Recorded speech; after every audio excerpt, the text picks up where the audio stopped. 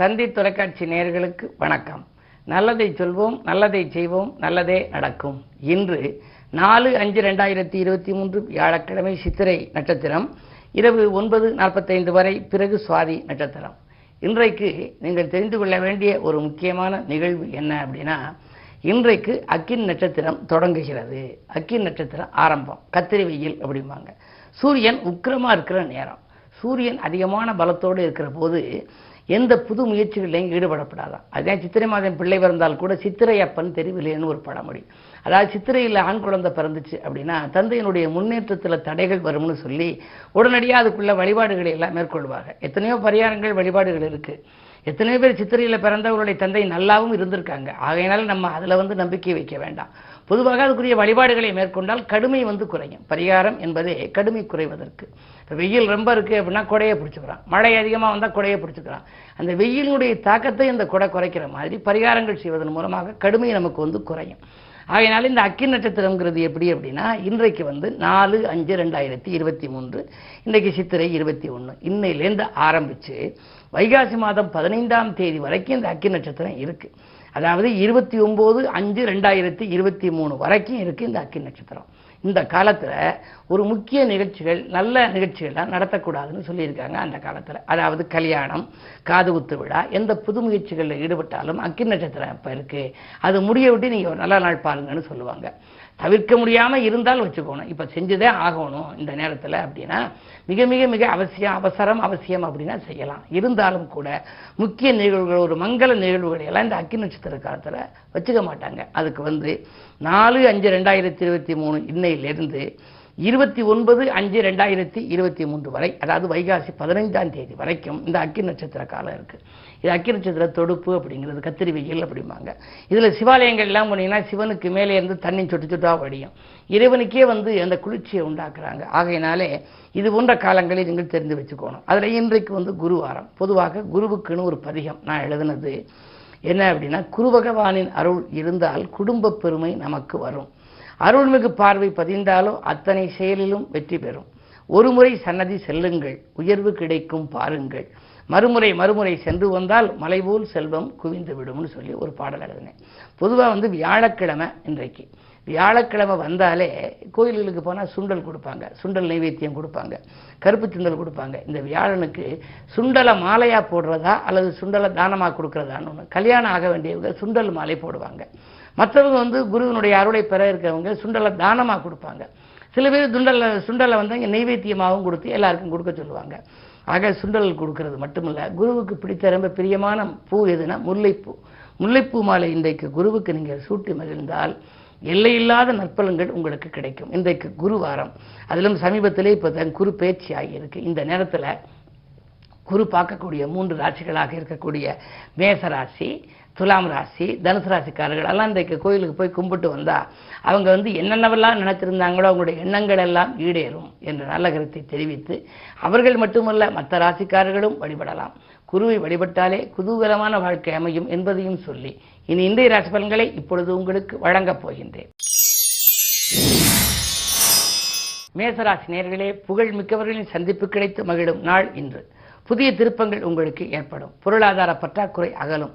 தொடரும் வெற்றிகளால் உங்களுக்கு துணிவு கூட போகின்றது. குரு உங்கள் ராசியில் இருப்பதால் இடமாற்றங்கள், உத்தியோக மாற்றங்கள் வரலாம்.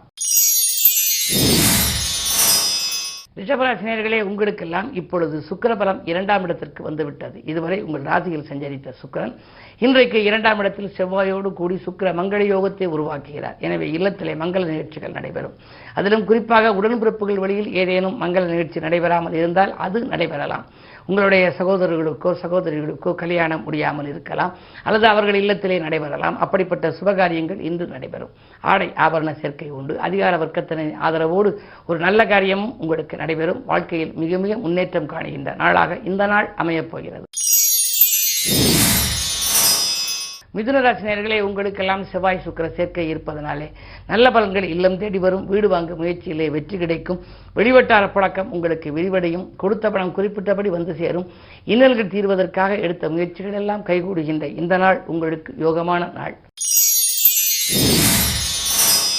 கடகராசி நேயர்களே, உங்களுக்கெல்லாம் இன்று எடுத்த காரியத்தில் ஜெயம் ஏற்படும். அது மட்டுமல்ல, உங்களுடைய பெரிய மனிதர்களுடைய சந்திப்பின் காரணமாக பல பிரச்சனைகளிலிருந்து நீங்கள் விடுபடுவீர்கள். பொது வாழ்விலே உங்களுக்கு புகழ் கூடும், பொருளாதார நெருக்கடி அகலும்.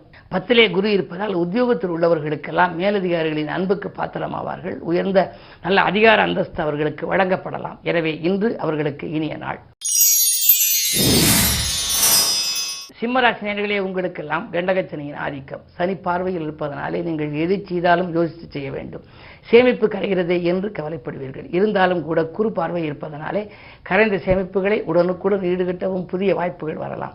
உங்களுக்கு நல்ல தன்னம்பிக்கையும் தைரியமும் தான் இன்று தேவை. அது மட்டுமல்ல, தடைப்பட்ட காரியங்கள் தானாக நடைபெற குறு பார்வை கை கொடுக்கும். எனவே நேற்று நடைபெறாத சில காரியங்கள் இன்று நடைபெறலாம். உத்தியோகத்தில் கூட உங்களுக்கு உயர் அதிகாரிகளின் ஆதரவு உண்டு. இன்று நல்ல நாள்.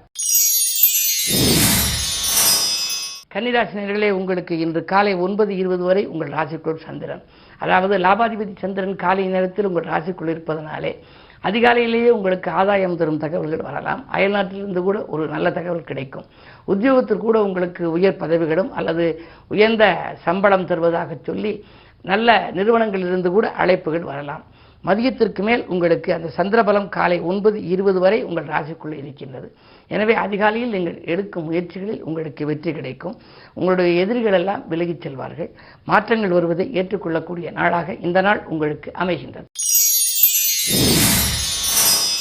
துலாம் ராசி நேயர்களே, உங்களுக்கு காலை 9:20க்கு மேல் சந்திரபலம் வருகிறது. ராசியிலேயே சந்திரன் வருகின்றார். சந்திரன் உங்கள் ராசியை பொறுத்தவரை 10ஆம் இடத்திற்கு அதிபதி. தொழில் ஸ்தானாதிபதி சந்திரன் ராசியில் வருகின்ற பொழுது தொழில் வளம் சிறப்பாக இருக்க வேண்டும். புதிய ஒப்பந்தங்கள் உங்களுக்கு வரலாம். உத்தியோகத்தில் கூட விஆர்எஸ் பெற்றுக்கொண்டு வெளியில் வந்து சுயமாக செய்யலாமா என்று நீங்கள் நண்பர்களை கூட்டிச் சேர்ப்பீர்கள். அப்படிப்பட்ட இனிய நாள் இந்த நாள். நெருக்கடி நிலை மாற உங்களுக்கு நிதி உதவியும் உங்களுக்கு கிடைக்கும். உடல்நலம் சீராகும். உற்சாகத்தோடு பணிபுரிவீர்கள். இந்த நாள் யோகமான நாள்.